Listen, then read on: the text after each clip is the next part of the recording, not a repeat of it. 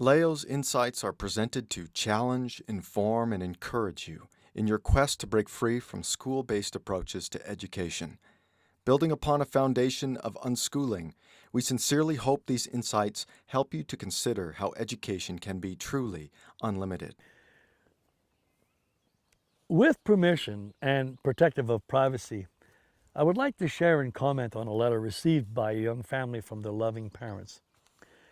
Bear in mind that these parents are very sincere in their concerns and likely had no bad intention in writing this note, even if displaying a profound ignorance of home education. It is equally important to understand that both parties claim a Christian worldview. Note, since the letter provides three main concerns, I've decided to break it up into three parts to be addressed over the next 3 weeks. For those of you who are reading this, GP is what the parents or grandparents wrote, and LG are my comments. The original format has been modified to accommodate my comments. Here goes. Dear kids, a year and a half ago, you asked us why we couldn't support your homeschooling your kids. We didn't give you a complete answer, but we have one now. Obviously, the grandparents gave this issue some serious thought. First, neither of you are trained as school teachers. This idea is ingrained in all our thinking through what we are told and experienced. As a society, we have unquestioningly embraced the idea that a professional knows best. Nowhere is this more prevalent than in the field of education. Extending this line of thinking, one should never cook dinner if not professionally qualified as a cook. As parents, we do teach our children things from the time they are born, and this is a natural part of parenting. This is leading to a classic but, which usually negates the original statement. However, being gracious, one has to question why a part-time job cannot become full-time.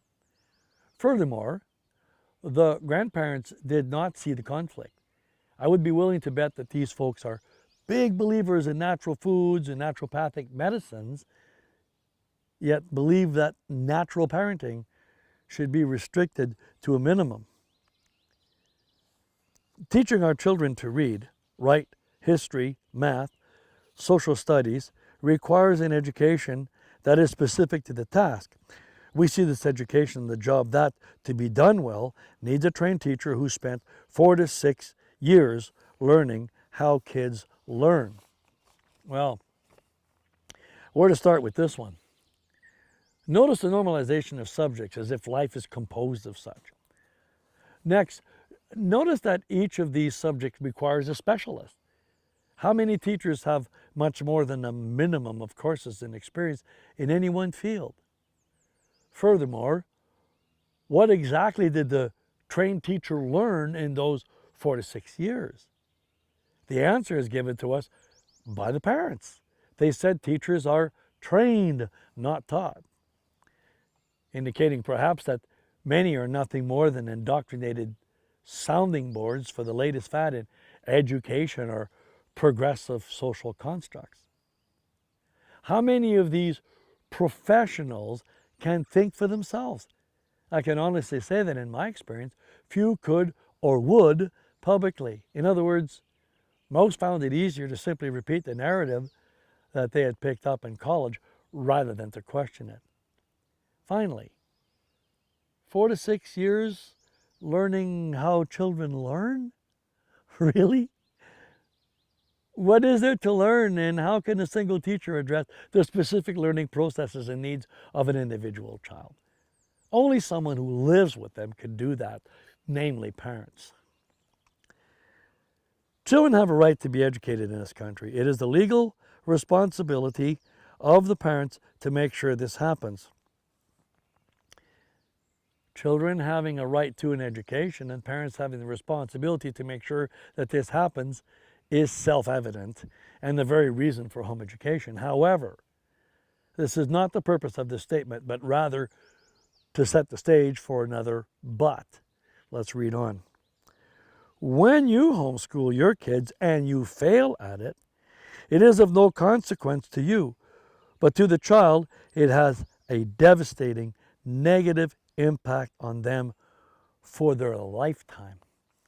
Wow. Who said the parents are going to fail? More importantly, fail at what? How is a child's failure of no consequence to the parents? Unless they plainly don't care about the children. This may be the case when parents send their children to a stranger in the school, but certainly not for those who give up a lot to keep the children home.